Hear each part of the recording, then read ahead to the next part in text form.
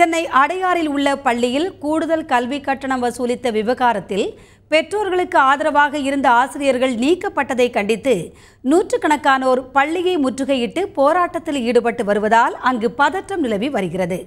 சென்னை அடையாறில் உள்ள தனியார் பள்ளியில் கூடுதல் கட்டணம் வசூலிப்பதாக புகார் எழுந்தது. இது தொடர்பான பெற்றோர்களின் புகாருக்கு அப்பள்ளியில் பணியாற்றும் ஆசிரியர்களும் ஆதரவளித்ததாக கூறப்படுகிறது.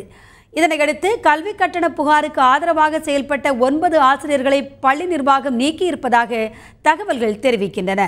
இந்த நிலையில் இன்று அந்த பள்ளி கோடை விடுமுறைக்கு பின் திறக்கப்பட்ட நிலையில் அப்பள்ளியின் முதன்மை செயல் அலுவலர், கல்லூரி முதல்வர், துணை முதல்வர் ஆகியோரை பள்ளி நிர்வாகம் நீக்கியதை கண்டித்து நூற்றுக்கணக்கான பெற்றோர் இன்று பள்ளியை முற்றுகையிட்டு வருகின்றனர். This is not a child-friendly school. This is a heartless school management.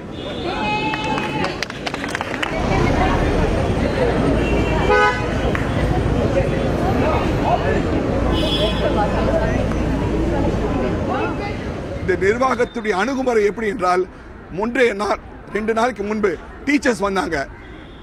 90 teachers பெண்கள், அதில் 5 பேர் பிரசவமானவர்கள் உள்ள இருந்தார்கள். டாய்லெட்டை மூடி, தண்ணி இல்லாமல், குடிப்பதற்கு தண்ணி இல்லை, டாய்லெட்டில் தண்ணி இல்லை, கரெக்ட் போடாமல் ஒரு முழு நாள் இங்கு உட்கார்ந்தார்கள். சாப்பிடக்கூடாது என்று சொல்லி கேண்டீனை மூடினார்கள். அதுதான் இந்த பால வித்யா மந்திருடைய இன்றைய மேனேஜ்மெண்ட். இந்த மேனேஜ்மெண்ட் அராஜகத்தை வெளிப்படுத்துவதற்காகவும் ஜனநாயக முறையில் நாங்கள் கொள்கைக்காக நிற்கும் வாதியர்களுடன் நாங்கள் இருப்போம் சொல்லிதான் இன்றைய இந்த போராட்டத்தை நாங்கள் அறிவித்துள்ளோம்.